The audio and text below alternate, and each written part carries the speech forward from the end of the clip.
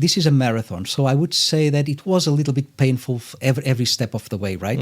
A moment in time, I think August 2020, right? And you were there, I was there. in the bank.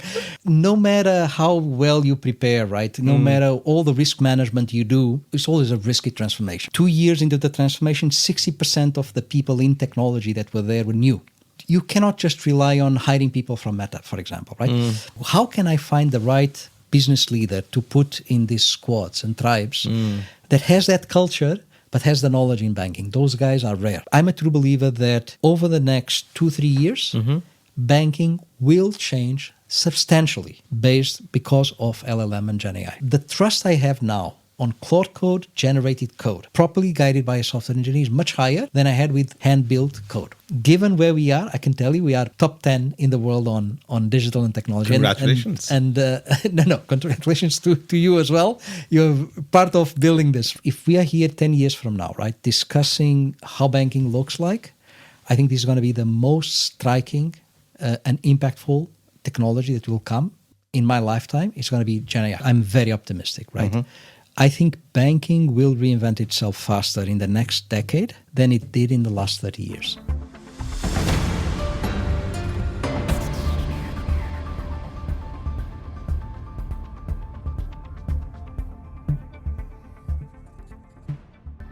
Welcome back to Money Majlis. I'm your host, Suvo Sarkar. Today's episode is a special one for me because it isn't just about strategy and technology. It's about a shared journey. From 2018, I had the privilege of working alongside today's guest as we reimagined Emirates NBD at a time when digital transformation was still a slogan for most banks rather than a lived reality. Together, from the business and technology sides, we helped turn Emirates NBD into one of the most profitable and most digitally advanced banks in the region. Since then, the world has moved faster than any of us predicted. Generative AI, agentic systems, tokenized assets, quantum threats, embedded finance, and a geopolitical environment that has made resilience in every sense of the word a front-page banking question.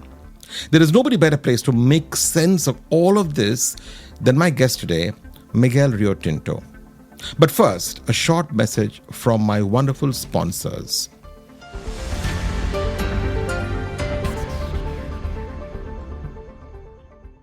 Fab Business Banking presents Money Majlis, a podcast shaping conversations on banking, finance, technology, and marketing. Visit bankfab.com to learn more. Money Majlis is brought to you by Saxo Bank, the trusted European bank helping you make better investment decisions. Money Majlis is brought to you by Network International, the leading digital payments technology company in the Middle East and Africa. Money Majlis is proudly supported by AquaNow, the premier crypto-as-a-service provider, now building in partnership with the top financial institutions in the Middle East. Discover more at aquanow.com. Money Majlis is brought to you by E&, a global technology group. Money Majlis is proudly sponsored by WealthBricks Capital Partners Limited, the trusted, independent, and expert wealth management firm.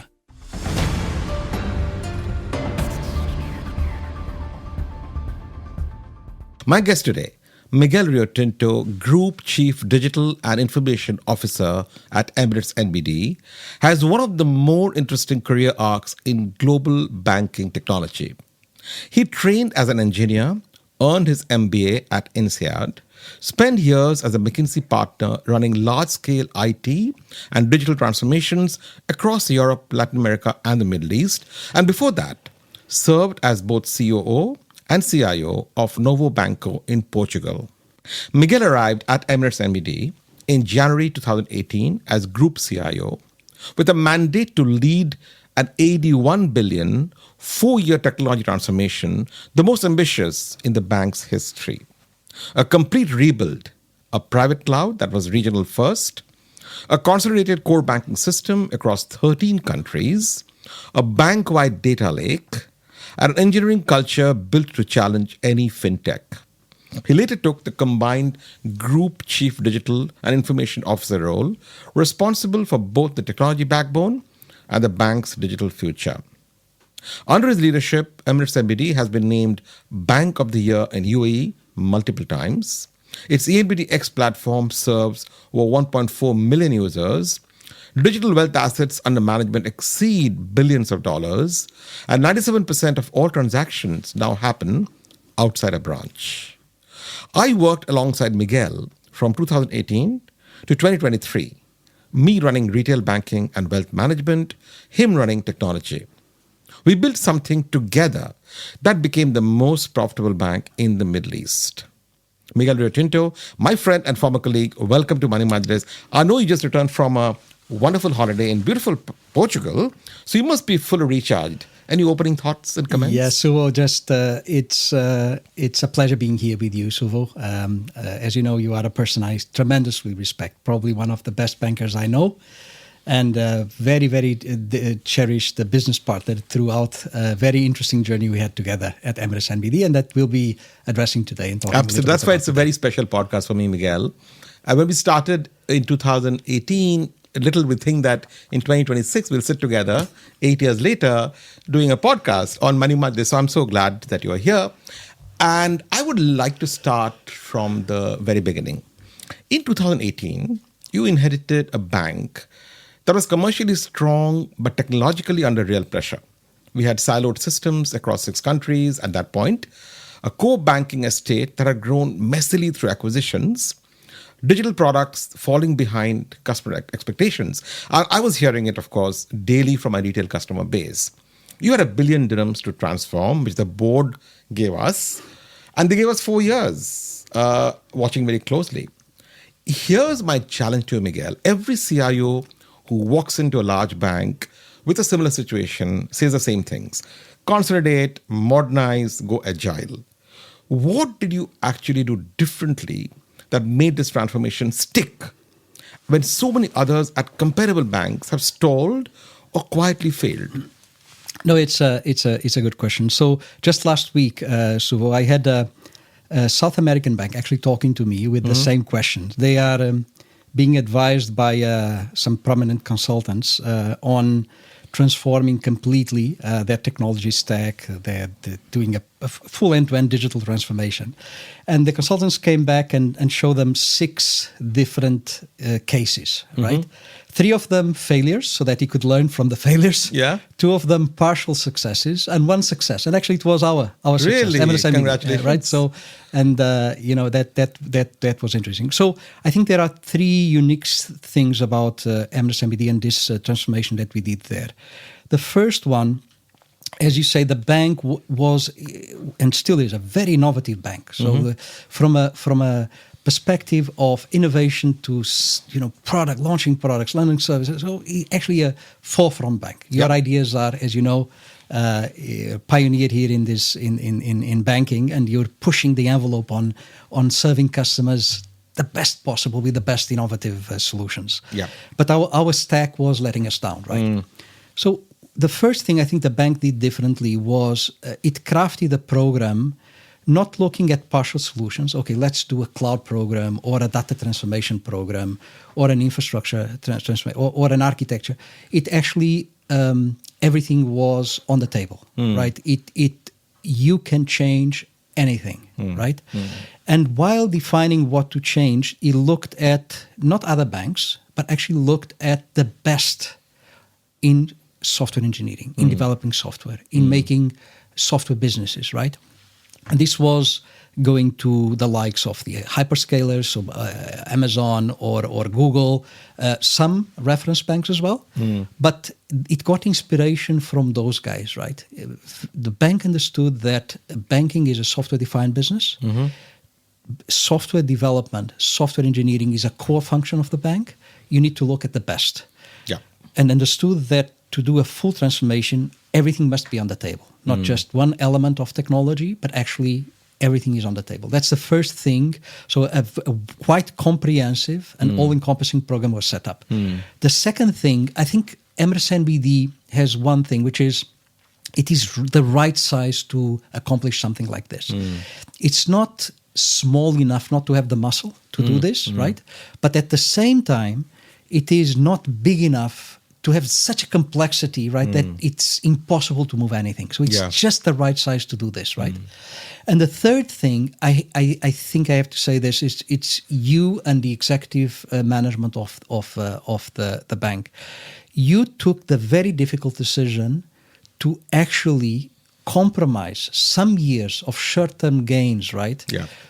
To the benefit of more long-term gains as well. So you were ready to sacrifice things in the short term, allow this transformation to go through, and those were very difficult times and difficult choices, right? But and these three things are I think distinctive about our transformation. And short term, we probably fell back a little bit on innovation and stuff like that. But this was for the long term gains, and look how it's turned out, right? But you remember those discussions? So you guys, our CEO, right, the heads of the business, right, having to be put in front of decisions which are, okay, the competitor just launched this, right?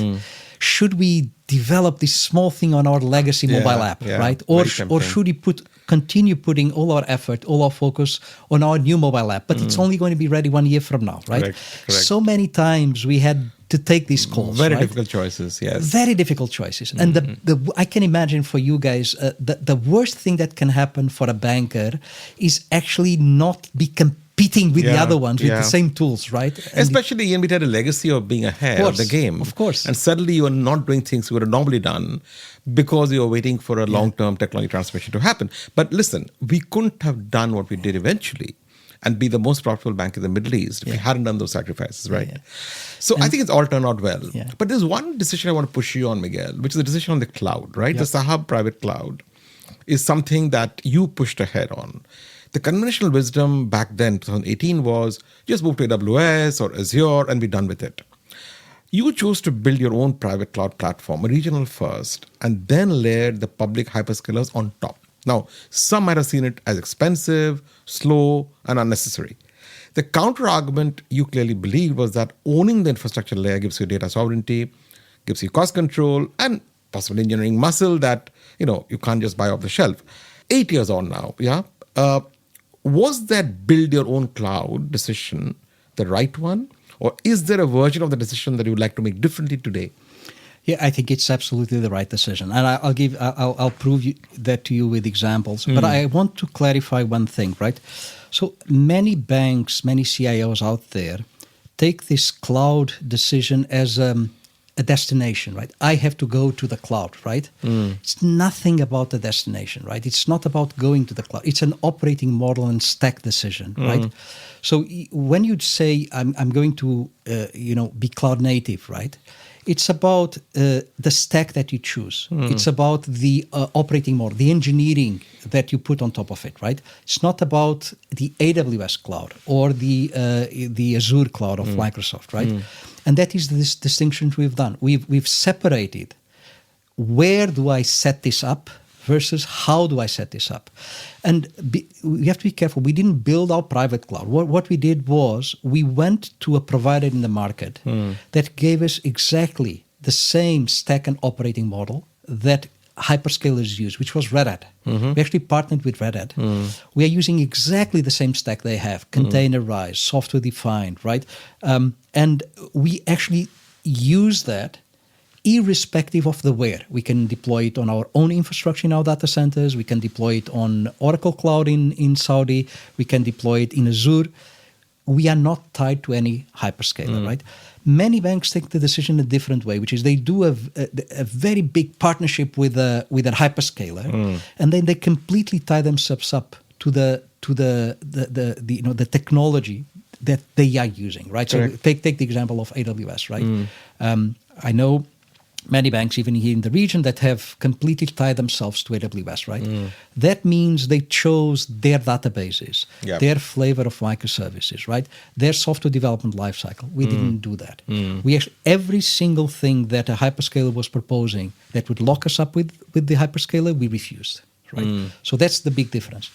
How has that been benefiting us? We are a regional bank, right? Yeah.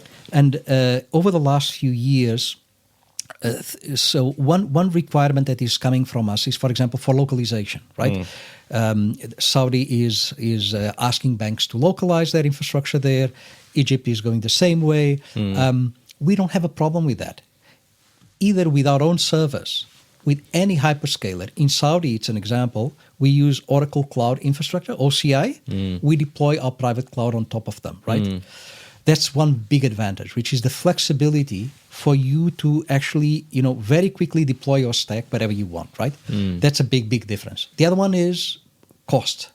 Many of these hyperscalers, they have to justify margins of 30, 40%, 50%, right? If you're locked into them, they can force you any price they want, right? You cannot exit easily, right? For us, it's not the case. We can actually deploy where we want, completely with the same stack, with the same operating model. So tell me, would you describe yourself now as a hybrid cloud model?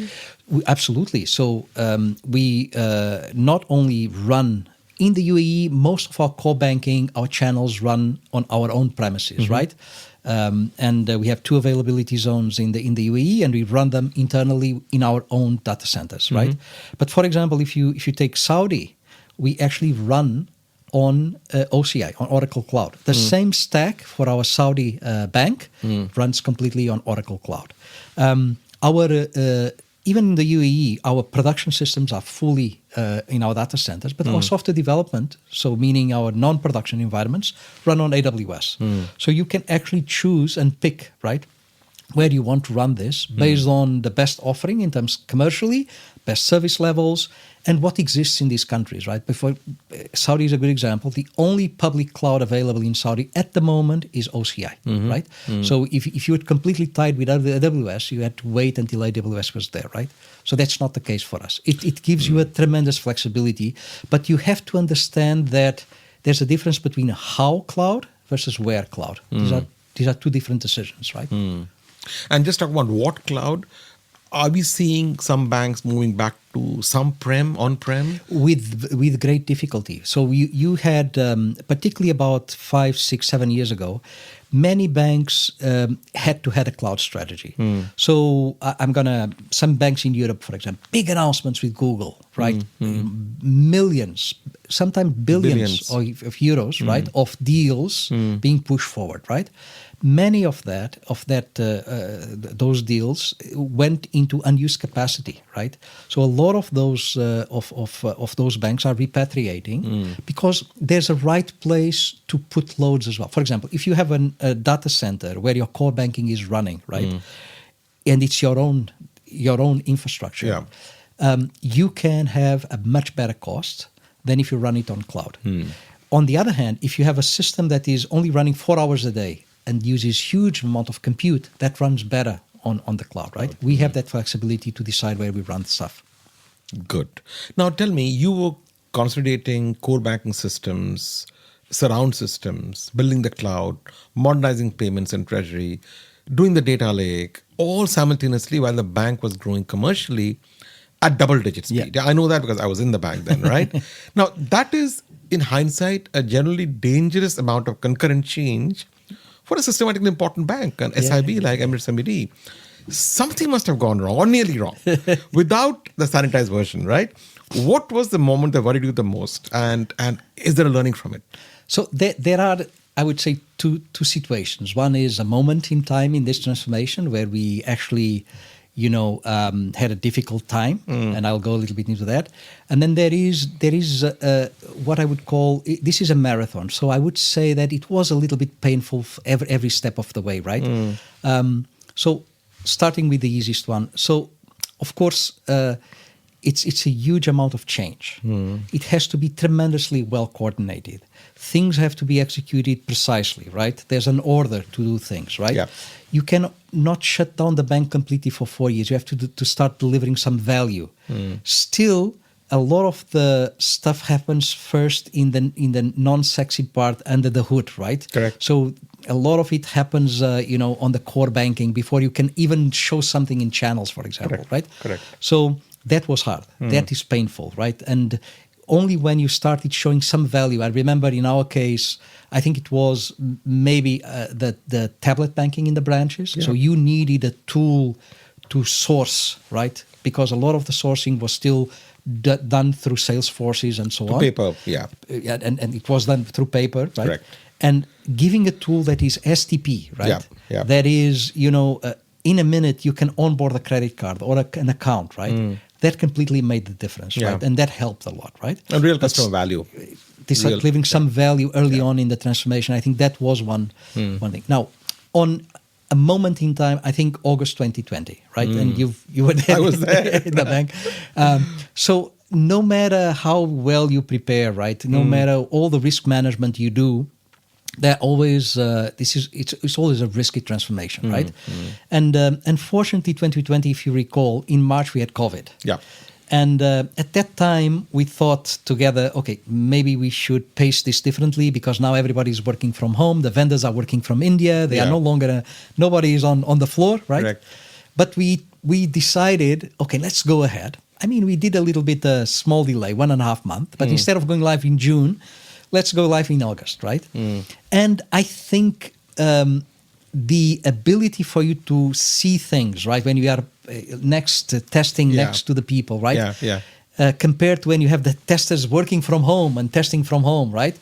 I think we were blindsided on one specific situation where we went live on a Saturday night to a Sunday, and suddenly the bank came up and our channels had a performance issue, right? Correct. If you remember, right? Correct. Very well. And you remember, and we had these 9 o'clock meetings every day with the Exco explaining where we are. So 9 a.m. and 3 p.m. if you remember, twice a day. Twice a day, right? And those were difficult moments. All my black hair was lost that month. That was a very tough month, right? But do you think we paid a price for COVID in a way? We paid a price for COVID. I think this would not have happened if teams were co-located, right? If the processes that we have on testing, risk management, and so on, those processes, we were running everything remotely from people's homes, right? So if someone was reporting that, yep, this test was done or this performance test was done, we were believing that, except seeing if that was. So what's the learning, Miguel, from there that you'd like to pass on to other CTOs and CIOs on transformation? So I think risk managing these programs is very, very important, right? And having we actually ended up taking some decisions for similar programs going forward. Like, for example, having a completely independent risk review, an area in the bank that would be independent.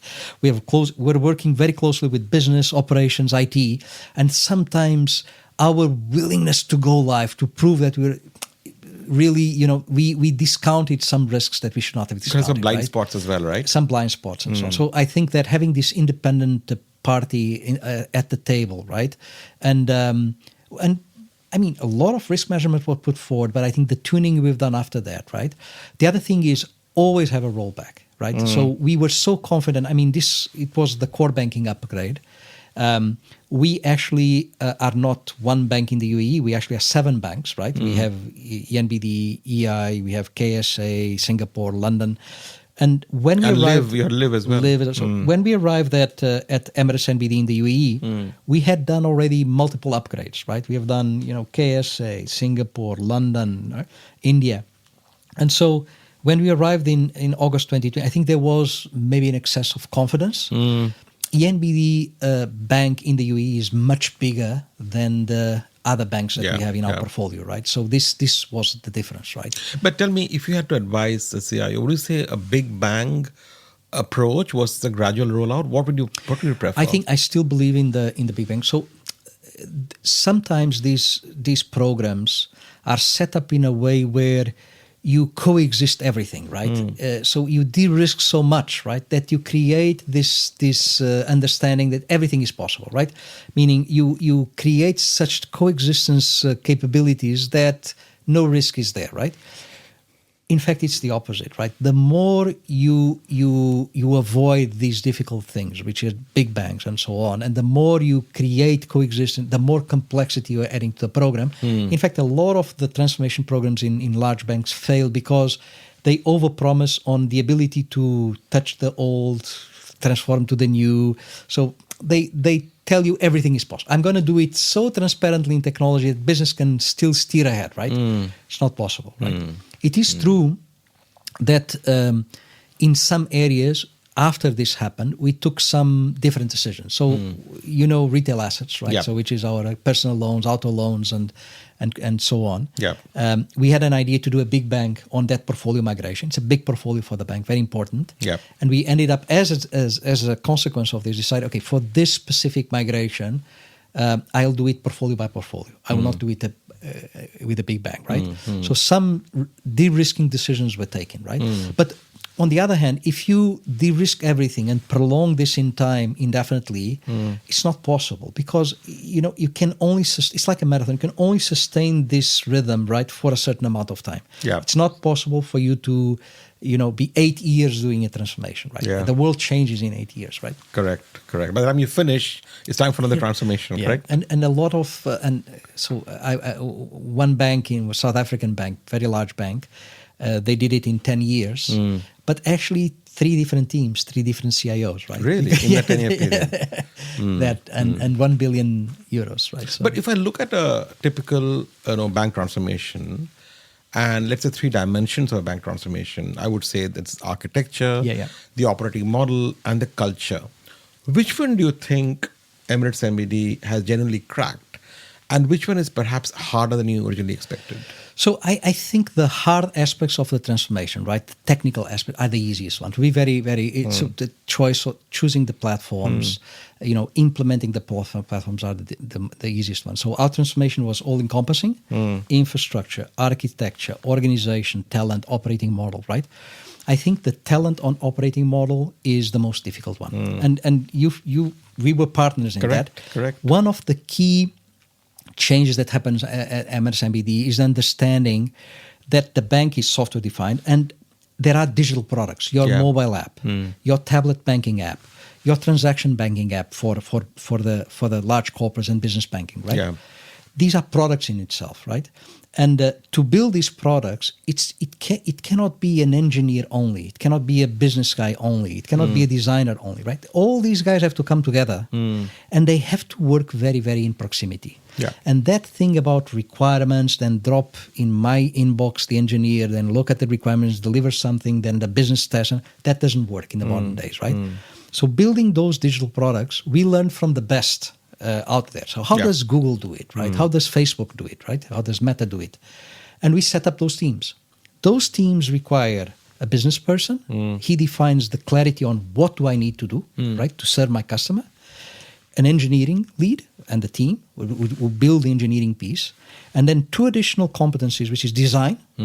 You have to, in this world and age, you need best of breed UI UX experience for your customers, right? So you need design, which is something that banks typically outsource. They don't even have it internally. We brought it in. Yeah. And you need data, because not just about the insights about how the products are used and so on to help the business decide what is valuable and not valuable, but also to develop, decision models and so on, scoring models and that can be used in the context of banking processes, right? So these 4 competencies: business, engineering, design, data, coming together. We set it up, as you remember, right? You were giving the product owners, as we call them, the tribe leads. We had the delivery leads, the engineer delivery leads, and then design was coming and so on. It's tremendously difficult. You remember the pain we were in the beginning, right? To find the right people. They have to trust each other. It's a trust relationship. It's not, I'm not, telling you what to do. I trust you that you are the best engineer. I trust you that you know best what is best for customers if you are a business guy. I trust you are the best designer, right? That trust relationship, breaking that mold with what happened before in banking, which is very much siloed teams, departmental teams, shifting work from one place to another, that was the most difficult change. Right? Tell me, talking of talent and people, in hindsight, do you think the people who came from the banking industry versus people who came from, the Metas and Googles of the world, who are more valuable for us, for Emirates NBD? So we, as you know, we hired people from everywhere. So part of the transformation was a talent transformation. 2 years into the transformation, 60% of the people in technology that were there were new. And so it's you cannot just rely on hiring people from Meta, for example, right? Of course, when they come, they bring that culture, that operating model. For them, understanding a bank of the legacy bank with people shifting BRDs and whatever from place to place and so on, man, they would not understand it, right? They come with the right culture, right? Or if you bring someone from Google and so on. On the other hand, banking is very specific. You need business knowledge, right? Yeah. You cannot bring someone that is from Spotify. He knows the moves of Agile. He knows how to work in a squad, but he doesn't understand banking, right?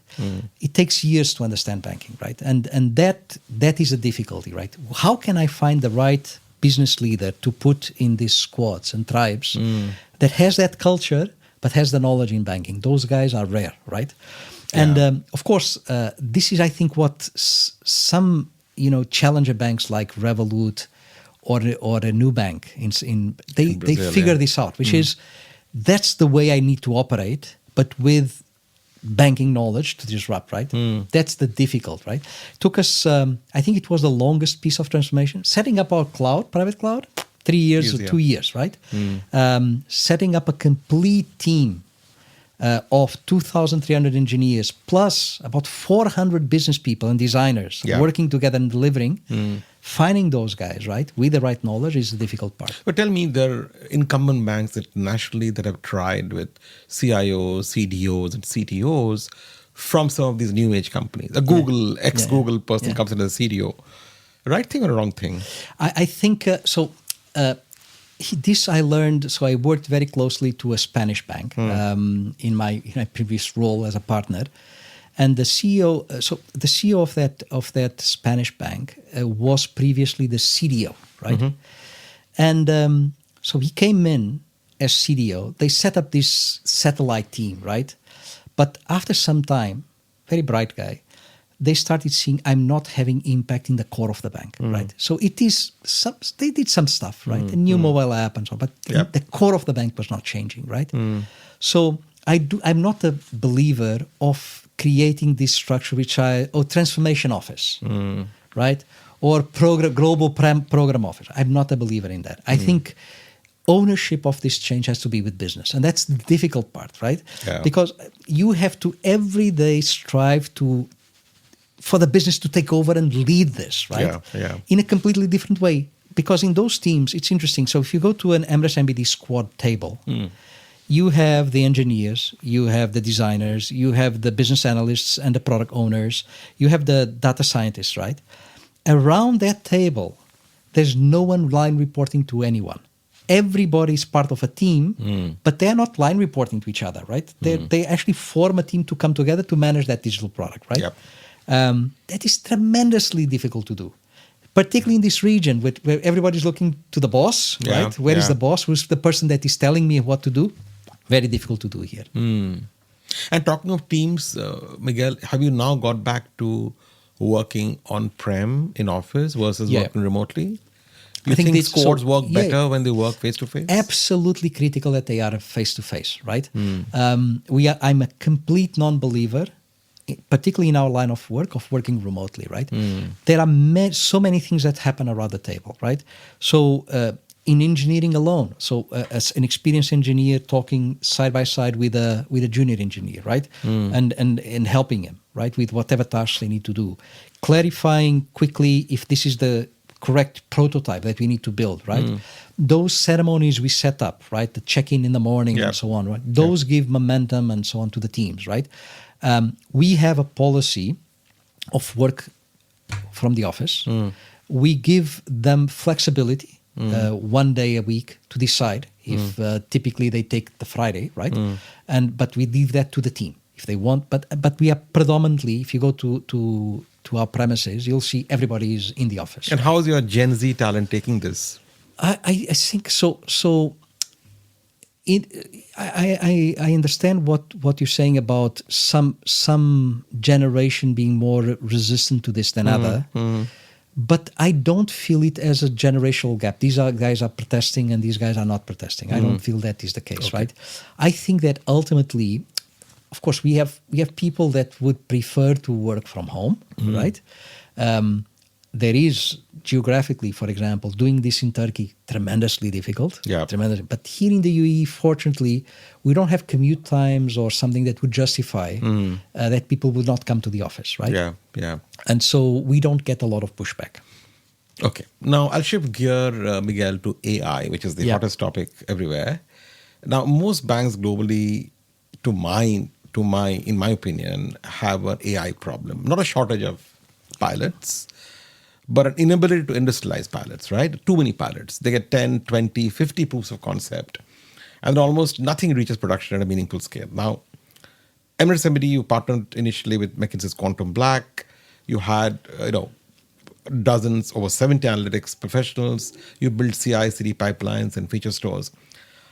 I want to challenge your headline, which is of the AI use cases that you industrialize, not piloted, but industrialized. How many are generally moving the needle for you on revenue, cost, or risk? So let's distinguish two things, right? So one thing is traditional AI, so the machine learning models and so on, right? Yeah. That's what we started and we've set up in the beginning with Quantum Black. And then there's the new Gen AI, right? Which came 2023 late, and then 24, 25, and now 26, right? Correct. These are two different moments and two different strategies on AI, right? Let me explain the first. So in banking, right, one very important piece of automation is the ability to take decisions on a number of things, right? So for you're scoring a customer, right? What is the probability of this customer to actually fail in his payments, right? To go delinquent, right? Yep. You need to have a model for that, right? So those traditional models, we built this capability and we actually deployed multiple use cases, right? I can tell you some that are completely moving the needle. We identify leads for our business banking customers, our relationship managers, on business opportunities that they should pursue with customers, right? If there's a success story, right, is the transformation that happened on business banking, right? Yep. It was a dormant giant, right? It's now one of our most important business lines, right? And that had to do a lot with digital and analytics, right? On the traditional sense, feeding leads to business and so on. On compliance, we have always a problem, which is screening our payments, right? We have machine learning models currently screening our payments to an extent where only a fraction of the payments are stopped, right? When previously false positives are false reduced. positives, right? Tremendously reduced, right? This is relying on a machine learning model, right? So that was the capability we set up. That is, we rolled out multiple use cases that are in production, from compliance, risk, sales. You can see that happening. Now came Gen AI. Gen AI is different, right? In Gen AI, you're not building a model. You're using a model, typically, from a frontier company like Anthropic or OpenAI, right? And you use these models, right? And then these models, they're completely different. They allow you to extend the level of automation that you could do before. In banking, as you know, in many areas of the bank, still there's so many humans looking at information and taking decision based on policies, heuristics, and so on, right? Yeah. No machine learning model can automate this, right? And other tools like robotics and so on can only give marginal results, right? Correct. 10, 15% improvements, right? We started piloting on those, Gen AI, right? And I think 24 was frustrating, 25 relatively frustrating. Something happened in the middle of 25. A lot of the pilots we had ongoing started producing results. Okay. And not to the extent of 10, 15%, right? We are seeing places where we believe full roles in banking are going to disappear. I'll give you an example. We have a bunch of people in operations compliance operations that do sanction screening, right? Correct. They screen for sanctions, right? There's some rules that automate some part of this. Ultimately, a task falls on their lap, and they have to screen this payment for sanctions, right? Yeah. And of course, 98% of the payments go automatically on those rules, but 2% at Emirates NBD, that's 10 million payments, right? Correct. So someone has to look at those, right? With Gen AI, we are able to completely remove the role of level 1 payment screening compliance officer. Interesting. That will disappear. So there are specific roles in banking because of the automation you can do with these GenAI LLMs, right? That are going to completely transform You said banking. will disappear, not yet disappeared. Not because we are in the infancy of this, right? Okay. A lot of us are just trying and experimenting. It's not that you can go to a consultant and ask, okay, compliance, AI, Gen AI transformation, bring me your formula. They don't even know themselves, right? A lot of this is nascent, completely nascent. There are some banks that are more advanced than others on this. I think banks like JP Morgan, tremendous, huge investment internally on Gen AI and usage of Gen AI across the bank. So you can see that these guys are really, really advanced. We are exiting the pilots and starting to bring this into production. We have areas where complete operations function disappeared. Check clearing. You can now automate 80% of everything that fell in the lap of an operations guy in check clearing. On the check clearing processing sample, you can completely automate now. That went live. Other areas which are super interesting are customer service, right? And this, again, it has to do with how models evolved, the harnesses evolved. So it was not there 24. It was not there mid-25. It was late 25. These things changed. You now can have an IVR powered completely by an LLM, right? Yeah. That actually has a conversation with you, calls APIs in the back, has a conversation with you, which much richer, much more natural than a human would have, right? Because it has this ability to go and fetch the information, right? And know everything about you. It can check if a payment is pending or not pending. Can you give a status of a payment, right? So these things a human has to go and search in systems and so on. And now the conversation is very, very, very, very fluid and natural with these models as well. That changed, right? I'm a true believer that over the next 2-3 years, banking will change substantially because of LLM and Gen AI, right? Are you measuring the impact of these AI initiatives, Miguel? We are. So, as you know, in Emirates NBD, we have a discipline of presenting a case, a business case, right? And that is actually thought of together with the business. And then we measure the impact of that, right? I can tell you, we've been surprised on the plus side, on things that we move into production, and then they are able to do more than we thought they could. Check clearing is one example, but we are now deploying everywhere. So, we do things like customer due diligence, payment screening, sanction screening, transaction monitoring, all of this stuff, right?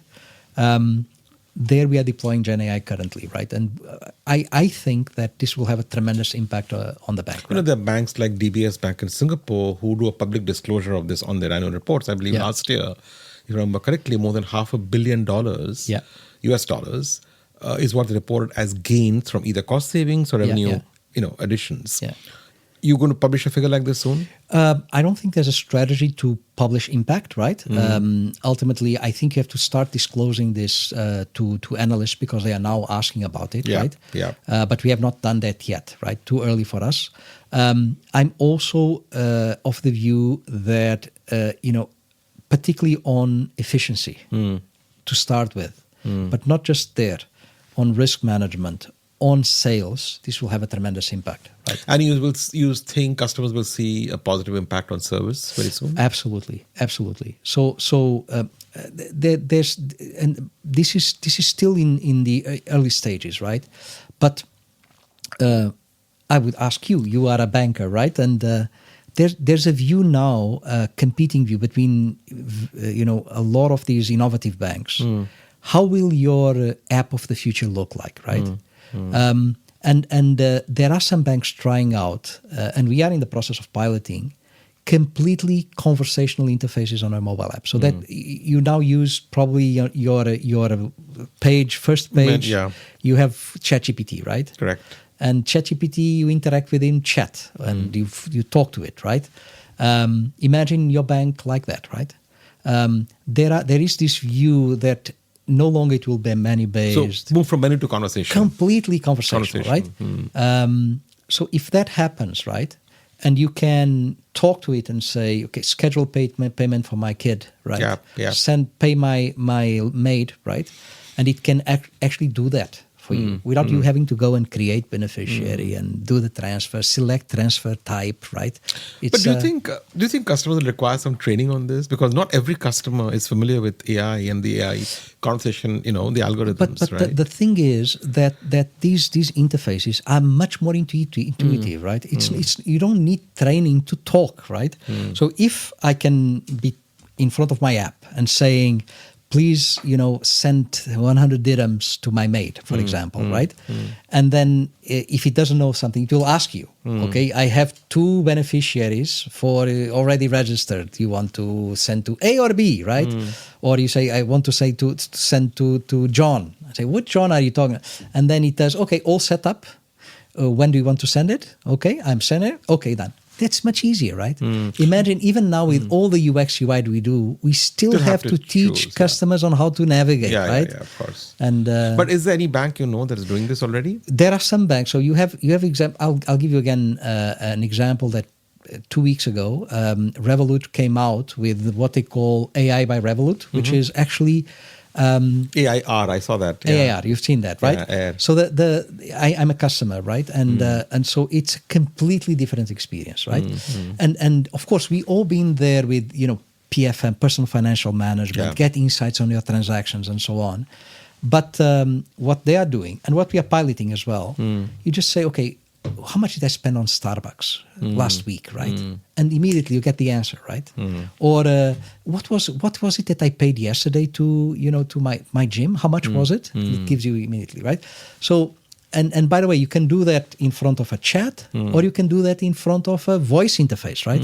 So there is this question. I think we are moving there. There are banks experimenting with that as well. I think ultimately we have to give the customer a choice, right? There will be customers maybe like me, which would prefer a menu-based interface or something, right? There will be probably my kids, they just want to talk to chat NBD, right?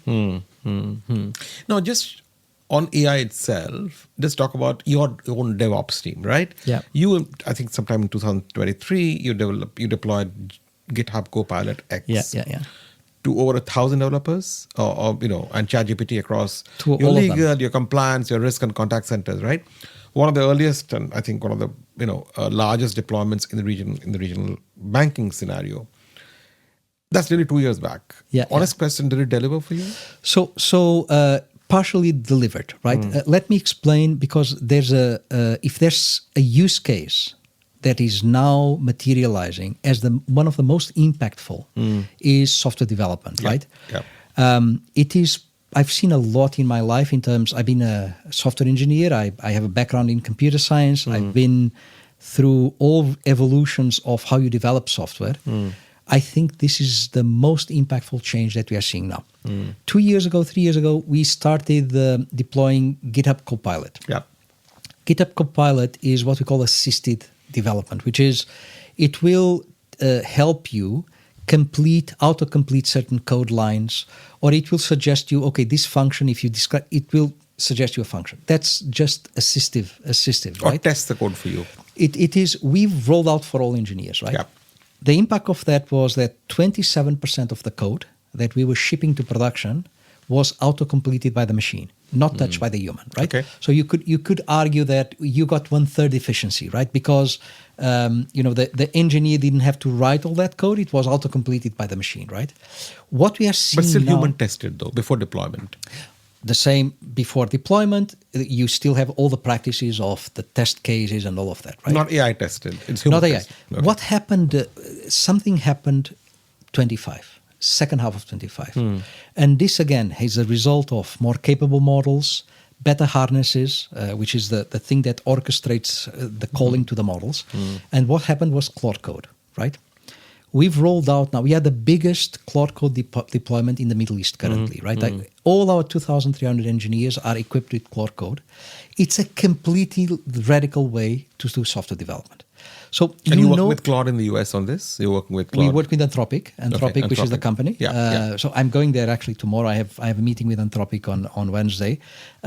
So the rollout of this, so currently my engineers, right, at least a big portion of them. We are still in on the change management of that. When you're using Claude Code, Claude writes the code for you. The interaction with the software engineer is no longer on writing the code, but it's on planning whatever you want, the feature that you want, right? So you start interacting with it. It actually, you can work on a terminal and you're saying it, I want a new feature in my mobile app that does this. And then propose 2 alternative solutions, give me the details on the coding approach and architecture. And on any language you use? English, right? Okay. In English, in straight English. It comes back and says, here is a plan to do this feature. My understanding of the feature is A, B, C, D, right? I still have some questions, 1, 2, 3, 4, which are not clear. Then you tell it, okay, change this, change that. You guide it, right? Then it writes a complete plan, and the lines of code, the human doesn't touch them, right? In fact, people were, before software engineers were typing code, right? Our software engineers, we call them code whisperers, because actually they are talking to the machine, prompting Claude Code, and Claude Code ultimately writes the thing for them. The impact on productivity, we have certain migrations happening currently, like we are doing a very big migration of microservices from a legacy technology to a new technology, right? From Spring Boot to Node. The gains on that are 80 to 90%. So meaning that the time it took to do something like that compared to what you do with Claude Code, right? It's a completely different paradigm, right? And you see this, the companies that are at the forefront of adopting this, their productivity on delivery, right? It's huge, right? And so we've rolled out largest deployment of Claude Code in the region. Very big, very difficult cultural transformation of the software engineers. You no longer code. You're actually much more of a thinker of applications, a prompter of models, than you are a coder. It's not important how you code anymore. But tell me, don't they feel disempowered? All their life they learn how to code. Now suddenly you tell them, whisper. So you whisper. Of course, it's not some. You hear about this vibe coding and so. It's not about non-technical people, vibe coding. Yeah, or a weekend. It's about a software engineer that understands computer science, right? Telling it how to prepare, how to plan for a feature, and then just doing the manual, automatic, repetitive work, like boilerplate work. It can do it better for you than you, right? And not only that, because it is trained on millions of code bases out there, it can actually flag things that you're not seeing, right? So the trust I have now on Claude Code generated code, properly guided by a software engineer, is much higher than I had with hand-built code, right? Human coders. That is going to change completely. But tell me, it it also has implication on the number of people you'll need, right? Yeah. In coding. Yeah, absolutely. So just some numbers that are popping up. In certain use case, certain migrations, for example, the work of one engineer powered by Claude Code is equivalent to 3 engineers. You have 1 to 3, right? There are more, complex cases where the productivity is not so high. But also you have to factor in that you need to pay for tokens as well, right? Remember, these models cost money, right? I'll give you some numbers. So an engineer, on average, costs you a month 30 to 35,000 dirhams, right? That's a cost. Yeah, it's $10,000. Cost of an engineer here in the region, right? Yeah. One engineer powered by Claude Code will spend that, his salary, plus $2,000 in tokens, right? But he will be 3 times more productive than 3 engineers, right? So then it works out as equivalent as 3 engineers, right? So that's the trade-off. I think tokens and token costs, which is the metric of usage of models, of LLMs, going to be a very important cost item for us going forward, both on coding, but also on business, because business also uses tokens for these cases. Interesting. Miguel, you said publicly that Emirates NBD is moving toward agentic AI systems that act on behalf of customers rather than just responding to them. That's a significant claim, and I'm sure you're moving forward. But here's a liability question that nobody in banking is answering very clearly. And I want to ask you this question. If an AI agent proactively rebalances a customer's portfolio, misreads their risk profile, let's say, or causes a loss, who is legally and commercially responsible? The bank, the model vendor, the customer who consented? Who? No, there's no doubt about that, right? Always the bank is responsible, right? Let's be clear about that. Even when I give you a tool that actually you use to harm you yourself, I'm responsible for that ultimately, right? So there's no debate about that. Again, this agentic AI, change is very, very important, right? It's different from a chat interface that assists you. It is about, programming something to do a flow of work, calling tools and so on, as if it was a human, right? Of course, as you have in real human processes in banking, you have to have those guardrails as well in agentic AI, right? Correct. What do we do in operations? Systematically make a checker, right? Yep. Level 1, level 2, even level 3, right?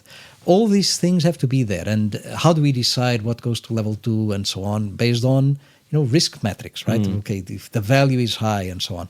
All that stuff you have to put in place the same way, right? It's not that it magically does the work without guardrails. You have to guardrail it, right?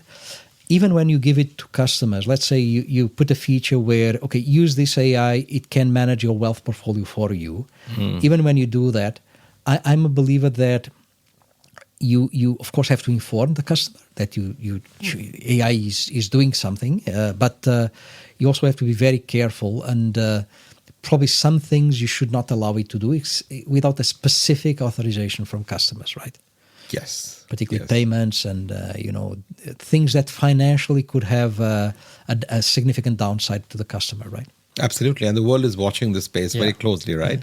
Miguel, this is a good time to tell our listeners about the social impact objective of this podcast. As you know, most profits from this podcast go to compelling social causes across the world.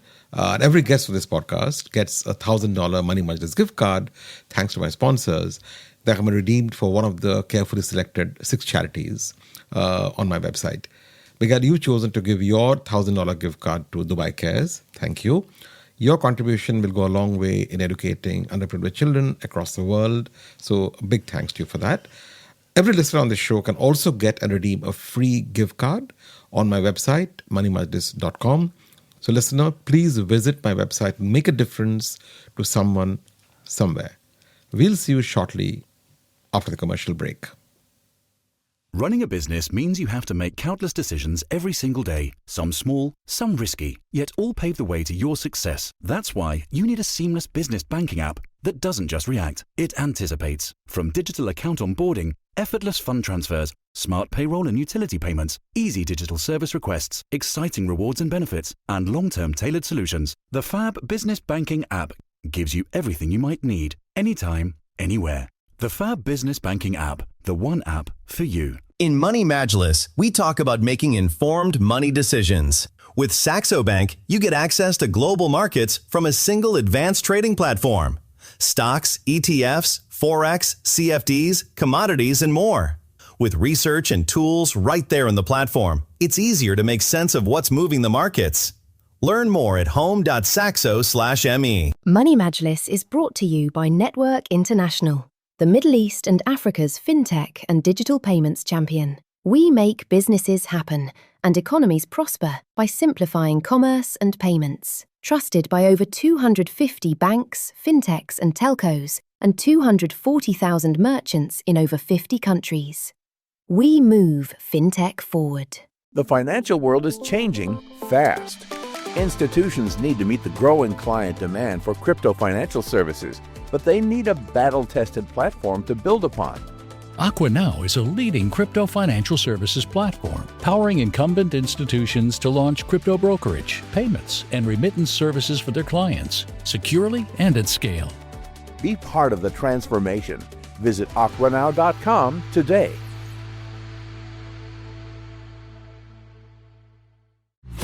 The end touches your life in more ways than you can imagine. You want more tech, more speed, more convenience, more entertainment, more business solutions. EAN gives you all that and so much more. EAN. Go for more. Your wealth deserves an approach built for tomorrow. Welcome to WealthBricks Capital Partners Limited, where wealth is structured, preserved, and grown through trust. Our approach is holistic and covers private wealth, asset management, and corporate finance. Your wealth deserves more than legacy. It deserves foresight, clarity, and confidence. WealthBricks Capital Partners Limited, an independent and expert wealth management firm, regulated by the DFSA. Welcome back.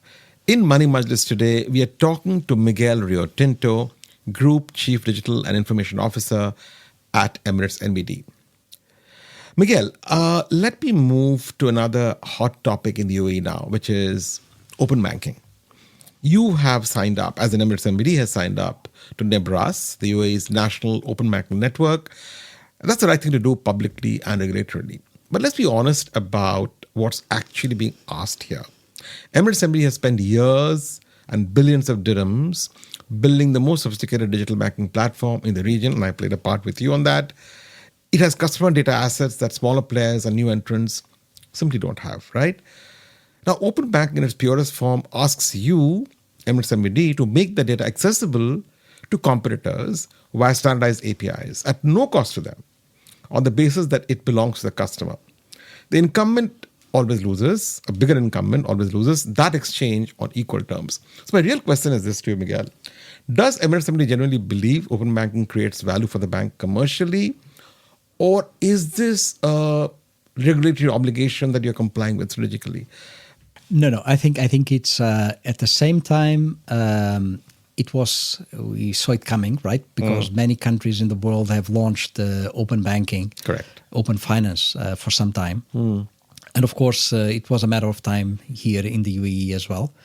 I'm very excited for what the central bank is doing here, because they are going much beyond in terms of the use cases that can be built on top of this, much beyond what we saw, for example, in Europe, right? Yep. Where we just saw account aggregation, so access to account data, payment initiation. Here it's much broader than that. So I'm very excited. Of course, there are two aspects to this. As you say, there is an asymmetry here, right? Yep. The incumbents must comply, must give access via standardized APIs to accounts, to all the data that we have, customer data. Yeah.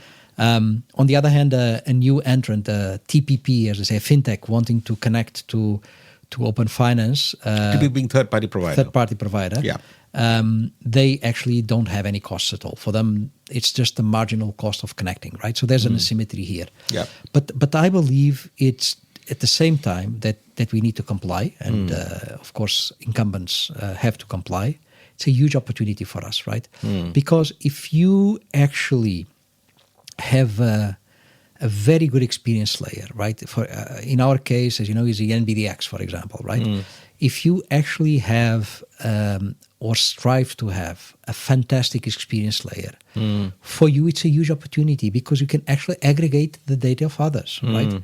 So there are so many use cases where we could tap into other providers' data, right? And actually provide more value to customers, right? Yeah. So managing their liquidity, for example. They have liquidity across 3 or 4 accounts, right? But you have to control the experience layer, right?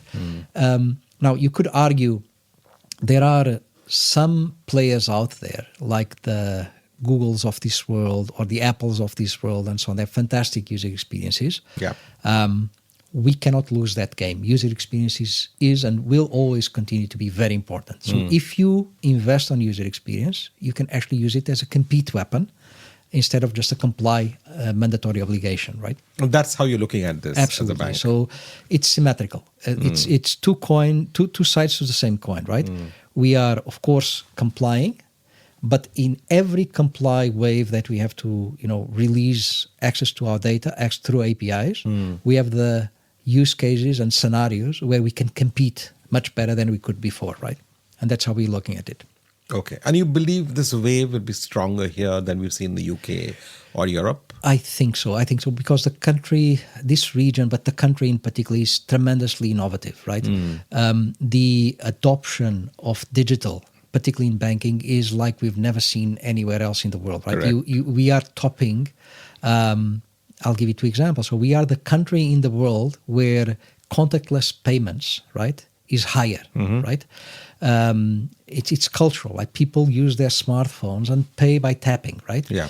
2 days ago, Microsoft, they have a research, internal research entity. Yeah. They published the AI maturity and diffusion, right, ranking, where the UAE ranks top. So, Really? Yeah. UAE is the most, advanced in adopting AI, also from a consumer perspective, right? So I believe this will have an impact here more than in other places.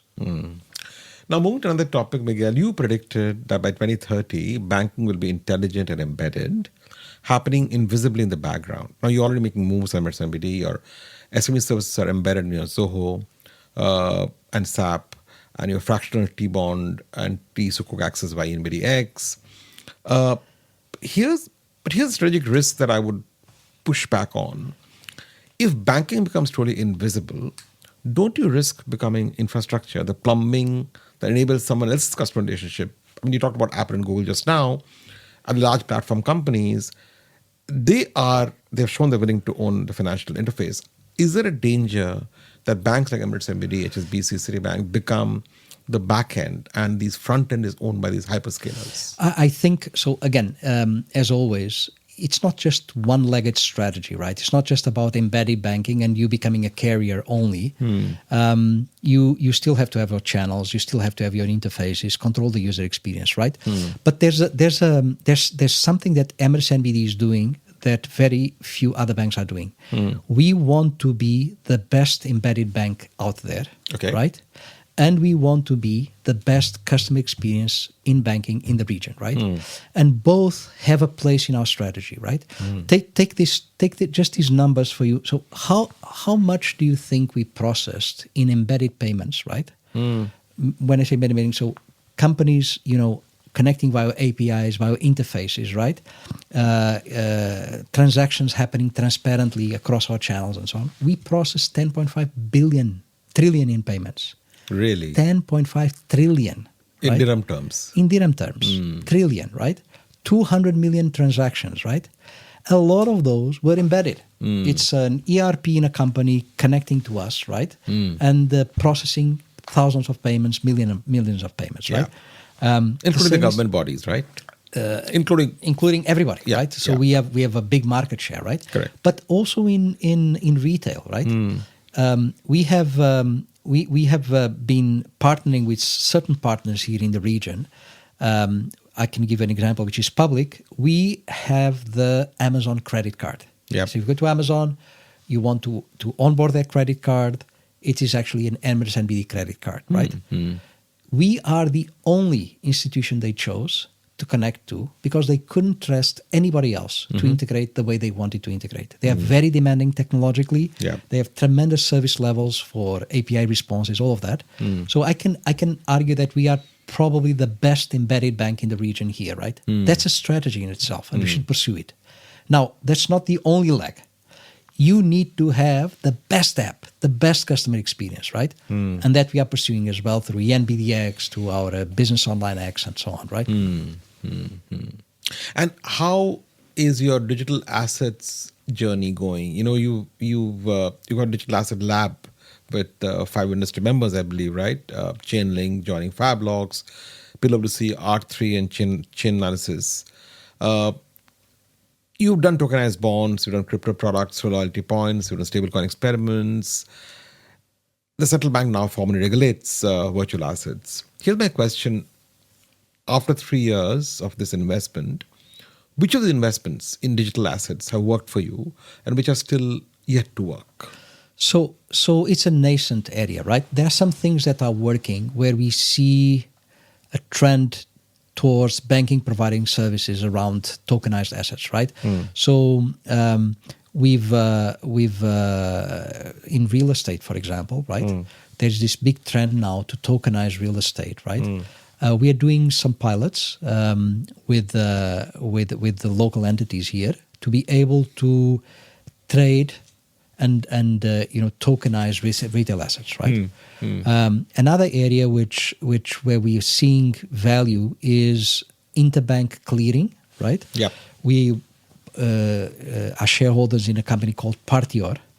Partior establishes a link for clearing, right, between banks outside of the traditional clearing networks using blockchain and tokenization, right? So there are things that are working for us, and we see value there. There are other things where we have not seen the use case yet. So you talked about stable coins, right? Yep. In economies like ours, we are very digitized. You have cards in the hands of everybody, right? Every taxi accepts, every store, everything, right? Yep. Stable coins and we don't have an FX problem, right? It's not the loss of value of the currency is not a problem, right? Because we are pegged and so on, right? So if you don't have those dynamics, what is the use case for stable coins, right? And so there we are still thinking about it. We have not cracked what is the killer use case. Could be international money transfers, no?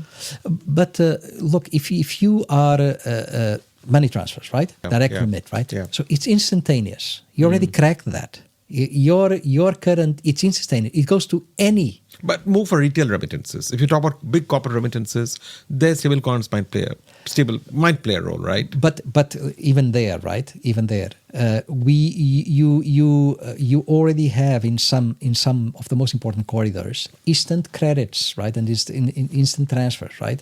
So even on SWIFT and so on, these guys are moving the needle on instant, right? So what problem are you trying to solve, right? Is it the instantaneous problem? We don't have that problem. In retail, with what you've done on the direct remit, on the 7 corridors we're supporting, you solve the real time. Yeah. You solve transparency on fees, right? Yeah. Convenience through the app, right? So you solved that problem already. That worked very well for Emirates NBD, yes. It's working very, very well. Yeah. Many customers use our rates. I use it all the time. In fact, Emirates NBD's liability base, current savings accounts have grown on the back of that product. On the back of that, So people know they can do payments, including international payments, tremendously easy and in real time, right? So there's not, a domestic payment for, let's say you have a lot of cash and you want to pay now, but there you have ANI, you have the other things that are popping up now, right? And so what problem are we going to solve there, right? And of course, there's a good question. So let's use this for interbank clearing, for example, because it's real time now. Instead of being, maybe you can do something there. Fine, I think there is place for that, but we have not cracked the retail, the final customer use case on stable coins. That we have not cracked yet, right? Okay, got it. I don't know if you have good ideas for us. Well, I'll come back to you. There are a number of companies popping up, as you know, right, in fintechs who promise a lot on digital assets. But you're right, we've got to see the use cases actually panning out for banks. You have some countries where it's a store of value, so they move their local currency into USDT and so on. So the dollar pegged stable coins, right? But we don't have this problem here, right? There are the not so legitimate uses, which is a way to move money, right, without scrutiny, which you're not interested in doing anyway.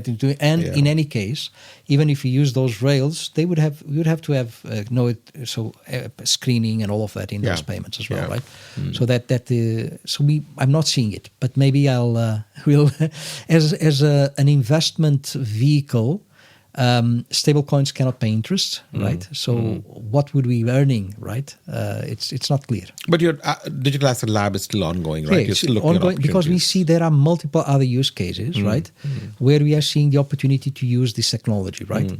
And as I'm telling you, tokenization will be a big thing, right? And for banks, custody of tokens, we are investing there as well.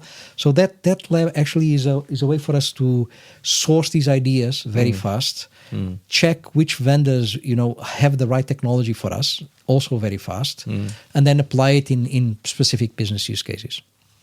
Right. I will now shift topic to something again very relevant to us today, which is cybersecurity. Yep.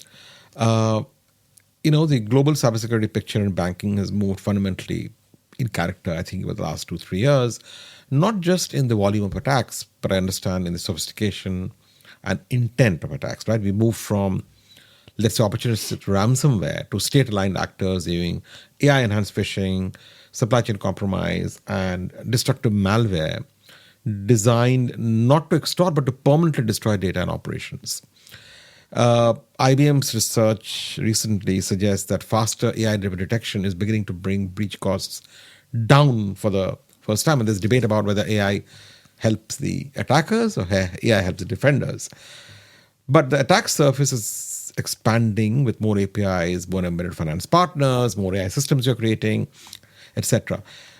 As a CDIO running one of the region's largest digital banking platforms, what does the threat model look like to you in 2026, and where do you believe the banking industry collectively remains most dangerously underprepared? Yeah, I think it's tremendously important topic. I have a curious fact. I have a WhatsApp group and with my team from IT risk and cybersecurity. Mm-hmm. The name of that WhatsApp group is called What Keeps Me Up at Night, right? So, okay. And that is the name of my WhatsApp group there, where we change information and we respond to incidents and so on. Interesting fact, the UAE is consistently one of the top 3 most attacked countries from a cybersecurity perspective, right? And this has been throughout. Since I was very surprised when I arrived here. I came from other places like Europe and Spain and so on. And the level of attacks, consistent attacks, right, that are coming from everywhere in the world, right, attacking, every entity. It's not just banks. Every entity in the UAE, it's huge. Right? Is that because the size of the prize is very high? Average balances in accounts, etc.? I think it's both the level of digitization this country has. So the surface exposure on digital is huge, right? The level of ambition on digitization from the country is huge as well. So everything here is digital. Everything, right? From your driver's license, the license renewal, everything is digital, right? Correct. So I think there is that aspect, but also everything is digital and people use digital a lot, right? So that is the situation where we are in now. We are faced with a tremendous threat now, right? Because and by the way, in Emirates NBD, this is the team we most invest. So all of my budget for training, for my resources, right? If you take a per capita investment that I do on every engineer there, my cybersecurity team is 10 to 1. So they take more training, they go to more conferences, they see more, they have more investment from us than anything else. And we've been consistently rated a very good cyber team, right? Yep. Now, what is happening? Cyber risk is not about, okay, here is an open window, right? Oh, there's an open window. I detected an open window, right? It's not about that. It's, okay, you have an open window on the 4th floor, but it's about putting your foot here, then, put your hand there, then you go. It's the sequence of things that you do to exploit that, right? And as a human, as a hacker, there are so many combinations. It's like playing chess. You can only think about, these are the combinations to win this game, right? You've heard and you've read about these models, and it's not just from Mythos and so on that we're hearing now, that they're not even released these models yet. From the cloud-based ones, the Anthropic one. Yeah. It has been there for a while now, for 6 months, 1 year. The ability for these models to think the combinations of this at light speed, right, in different scenarios to exploit something is unheard of, right? To the point that, in fact, one of the sessions we're going to have the day after tomorrow is around Mythos and how can we prepare for Mythos? Can we have access to it, which they're not giving us access to, right? They gave us... I thought they're giving access to some systematically important banks. Only in the US. Okay. And selected companies so that they can prepare before they do a public release of that. So they shared with some banks, US banks, they shared with Microsoft, Google, and so on. So, and these CrowdStrike, so these companies are testing the models so that they can find vulnerabilities ahead of this release of this model, right? We are very worried about that, right? Because if depending on who gets the hand, I'm sure that we'll find many vulnerabilities that our best systems currently have not found, right? So how do you prepare for that, right? How do you prepare to a world where these models have these capabilities when they are released, right? They can just point at your digital estate and figure out a way to break into it, right? That worries me a lot. Now, what are we going to do? This is a completely nascent. I think everybody's asking that question, right? For now, I want to have access to it to understand how vulnerable am I, right? But then how you create a layer of defense to protect from this. I think we are entering a new world of cyber with the exploitation of these models that is completely new, right? And that we have to be very attentive and figure out how we're going to prepare for this, right? And on top of what you said, Miguel, the Gulf and the broader region has been navigating a period of what I'll call a heightened geopolitical tension, and with a sharply elevated digital threat environment, right, across critical sectors. We've seen the UAE Cybersecurity Council has been actively issuing guidance. I'm sure that you're working with UAE Banking Federation, all other banks, in trying stemming this, right? Now, without getting into anything operationally sensitive, I just want to understand your philosophy on two things. How does a bank of your size maintain customer trust and continuity? And second, do you think this can be solved by working together rather than each institution managing their challenge in isolation? I absolutely agree with your last statement. So I was hearing, who was it recently? They were describing the modern army, right? Navy, Air Force, space, and cyber. So the two new army departments are units are cyber and space, right? And of course, it's being used as a weapon as well, right? Correct. But so cyber is one of those things that you're better off fighting it together than fighting it alone, right? Because the exploitations, once you know about them, right, you can actually protect yourself against them, right? So in the UAE, right, a lot of the work we've been doing, and here kudos to my CISO that has been pushing this, right, which is a very tight working together with government institutions, the National Cybersecurity Council, Dubai Police, the different police units, central bank. Yep. Together with the central bank, we now have, for example, a platform. If one bank detects something, we can publish it there. Every bank is informed about it immediately. Oh, right? really? So, for example, we have the DDoS attack just happened, and this is the exploit that is being put forward.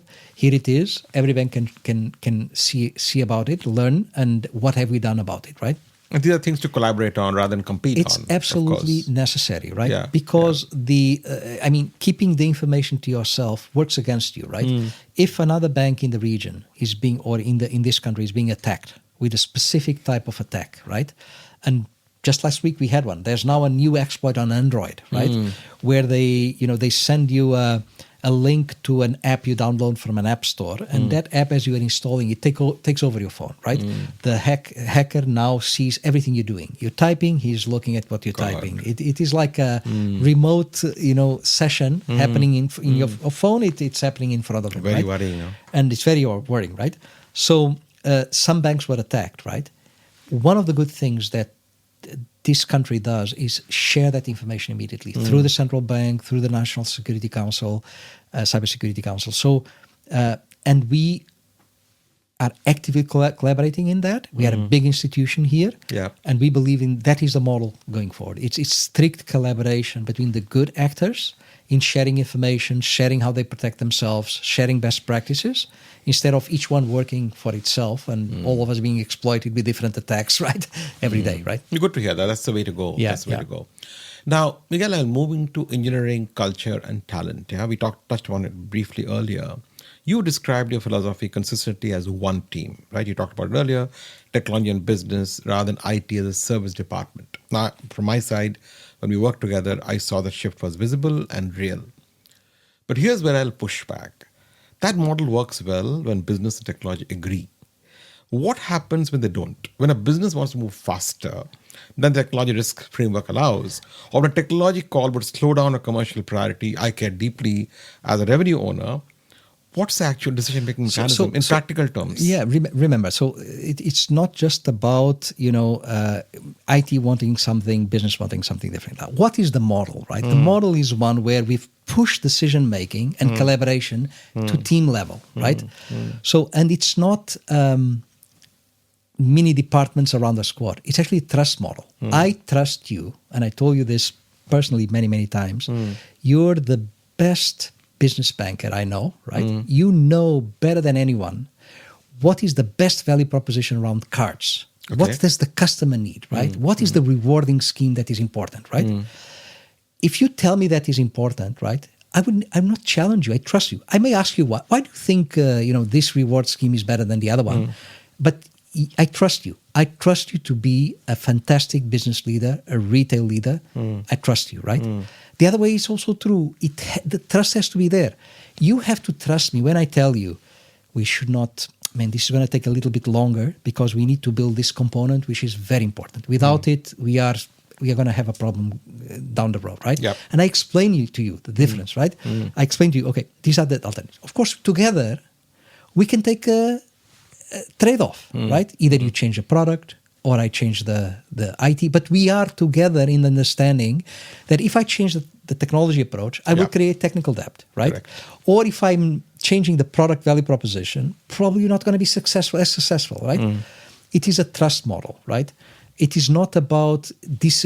So we disagreeing. So I'm telling you do this, and you're telling me that. It's about us trusting each other, and with that information, we together take the decision that is best going forward, right? Of course, remember this is also you escalate this, right? So there are decisions being made every single day at squad level. The tribe, so as you know, we have a tribe model, right? Our mobile app, for example, there are many areas in the mobile app. There is the landing page, there is the payments area, there is the wealth management area, right? So squads are managing all these areas. They come together in a tribe, right?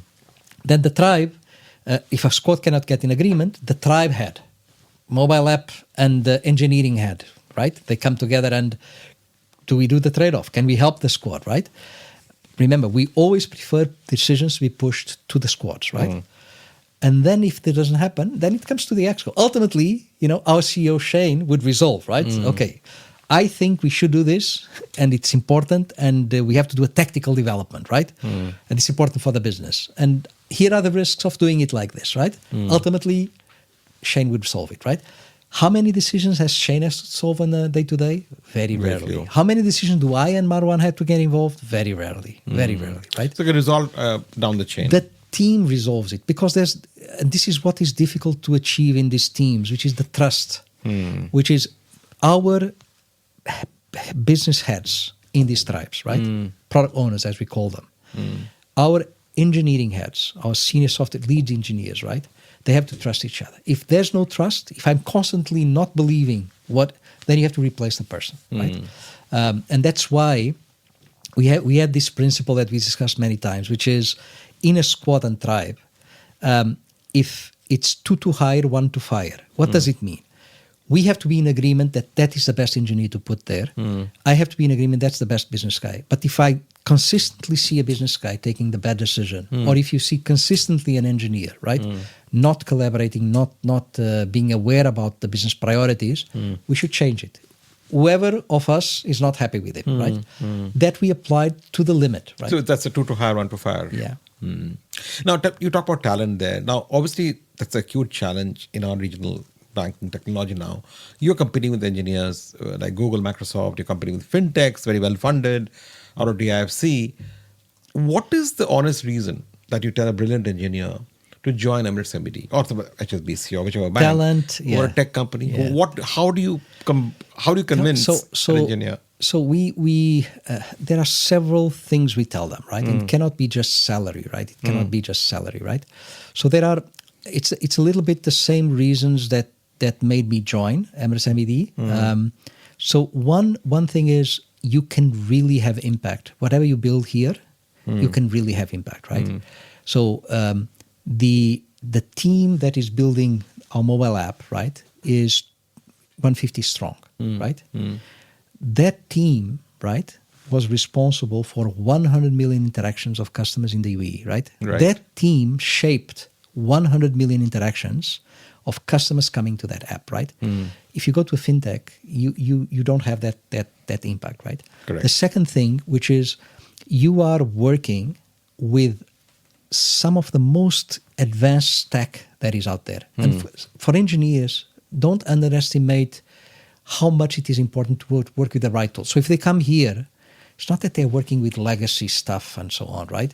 They're actually doing sophisticated, leading-edge engineering work with a stack which is the best out there, right? If you go to a Google, or if you go to a Revolut, or if you go to a Nubank, or if you go to any fintech, right? Flipkart, they're using the same stack as we're using, right? Correct. So that's very important for them. It's not that you're, even for your growth, right? And for your career prospects in the future, you have to say, I work with Mongo, I work with microservices, I want with Kubernetes, right?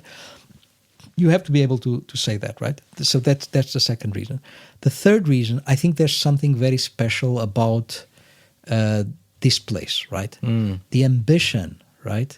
The push we are getting, right? The innovation drive, right? You have things coming from this country. One day we read on the news, in 2 years, I want 50% of my servicing to customers to be agentic, right? Those are huge statements, and then they come through, right? Yeah. I think this is unique in this way. So attracting them to Dubai in particular, right, and to the UAE, to this bank, given the impact, right, and the ambition of this bank, right, and ultimately to the engineering team that we built here, the peers, the stack, right? It's unique. Since we talked about the region and Emirates NBD, let me put a direct benchmark question to you. When you look at, let's say, DBS Bank in Singapore, JP Morgan in the US, or ING in Europe, banks are consistently cited as technology leaders, right? Yeah. Where does Emirates NBD genuinely sit related to them? What do you think? My view, and yes, you have to consider that I was 10 years before doing this. I was actually working with many of those banks, right? Yep. And in my previous profession, right? So I think we are one of the top 10 worldwide leaders in banking when it comes to digital and technology, right? And I can support that in any challenge me in any dimension, and I'll tell you, right? Do we have room to improve? Absolutely do. We have absolute room to improve. There are many things. There's also large institutions. There's one thing. Half of my time is actually protecting all of this, right? So let me explain to you why I'm saying this. So every time, right, you take your eyes off the ball a little bit, right? And, the organizations tend to shift to a more legacy operating model. Okay, let's create this new unit. They will come from the center and change everything, right? They're going to be the transformation office, right? Some guys working outside and thinking that they can change the core of the business. That's not the case, right? So half of my time is protecting this, protecting the squads, protecting the teams, protecting the operating model, protecting the decisions on technology, right? We have very clear principles. We build our front ends, we build our workflows, we buy our back end. So all of these things, it's just protecting this, right? Given where we are, I can tell you we are top 10 in the world on digital and technology. Congratulations. And congratulations to you as well. You're part of building this, right? You are in the difficult part of building all of this, right? Yeah. No, I'm happy that what you say. I think very proud of what we created together. My final main question, Miguel. You and I both started in banking before mobile was a primary channel. We've now been through mobile, cloud, big data, blockchain, now generative AI. Each time there were serious people and consultants who said incumbent banks were structurally finished. Each time the incumbents adopted. Now tell me, is AI genuinely different in kind, not just in degree, from every previous wave? And if you had to choose one technology wave out of all of the ones we are seeing right now, what do you think will catch the industry off guard? By how it goes and how fast it goes mainstream? I've been working in technology for a long time. As you know, I graduated as a software engineer and a telecoms engineer, but software engineer. And I then went to MSc, PhD, right, masters and PhD in computer science. Everything I saw until now, I think this is the most striking wave for banking of everything we've seen, right? Really? Even if you include internet, if you include mobile, if you include cloud, right? I think, of course, this wave is possible because of all the rest that happened, right? So if there was no cloud, you could not have these models running, right? If there was no internet, right? You can not have this connectivity between, the frontier models and our applications, right? So all of this is like layered. But I think for banking, AI, particularly Gen AI, is going to be the most important transformation happening technologically ever. And it's going to transform banking in the next 10 years like we've not seen before, right? And it's going to do one thing, in my view, which is it's going to start differentiating more strikingly the banks that are proficient at this game and have the right core technology, the right operating model, the right culture, engineering culture, and the ones that are vendor-based, not have all of this, right? It's going to start differentiating banks much more, including in terms of profitability, right?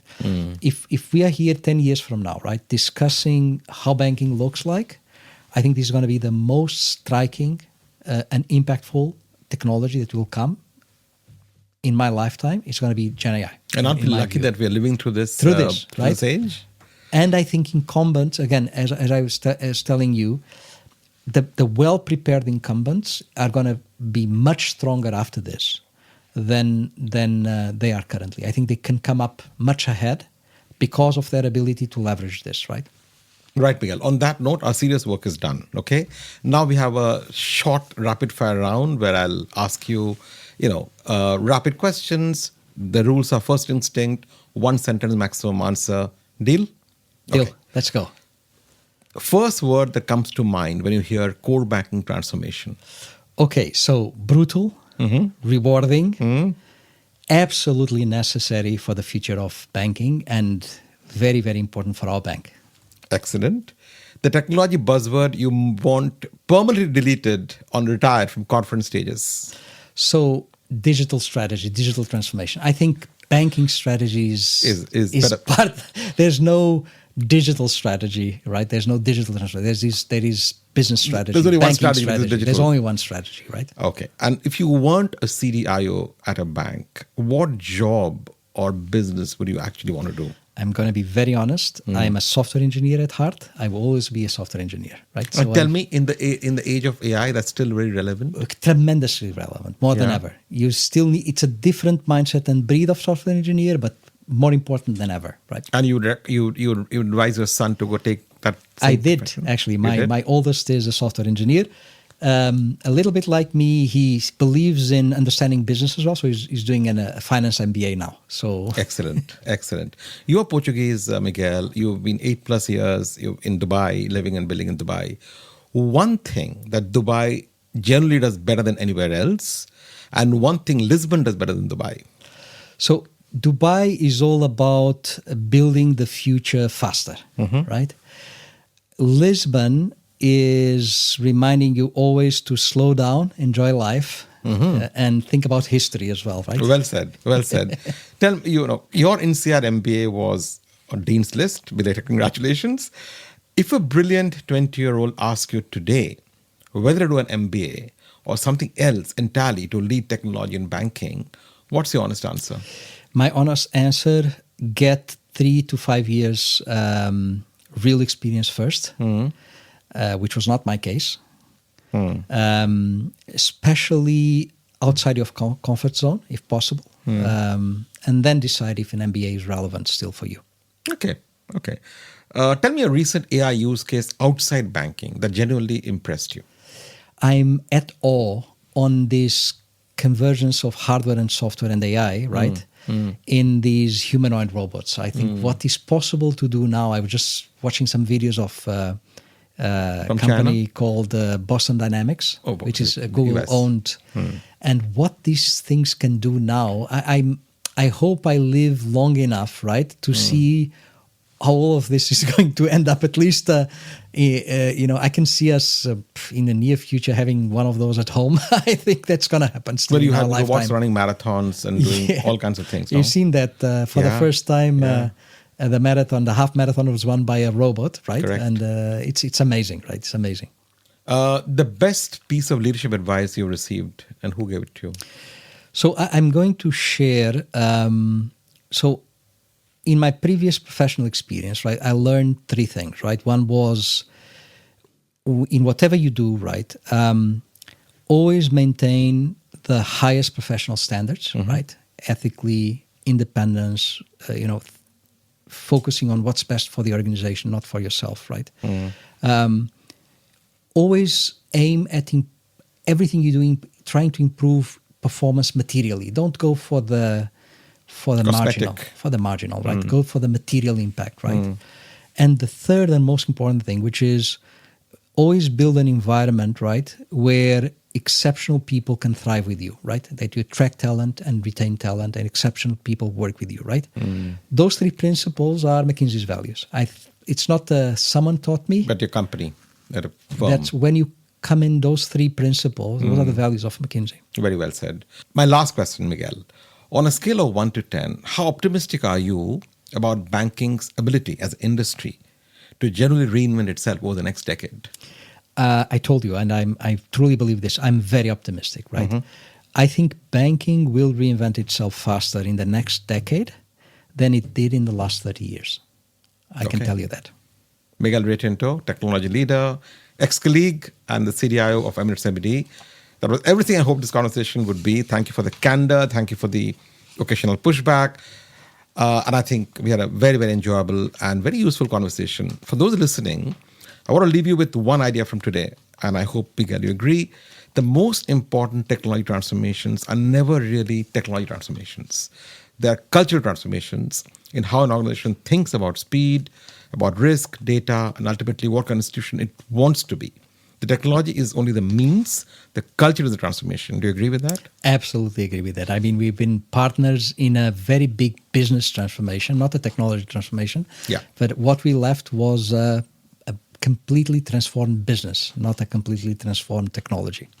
Very well said. Fab Business Banking presents Money Majlis, a podcast shaping conversations on banking, finance, technology, and marketing. Visit bankfab.com to learn more. Money Majlis is brought to you by Saxo Bank, the trusted European bank helping you make better investment decisions. Money Majlis is brought to you by Network International, the leading digital payments technology company in the Middle East and Africa. Money Majlis is proudly supported by Aqua Now, the premier crypto as a service provider, now building in partnership with the top financial institutions in the Middle East. Discover more at aquanow.com. Money Majlis is brought to you by E&, a global technology group.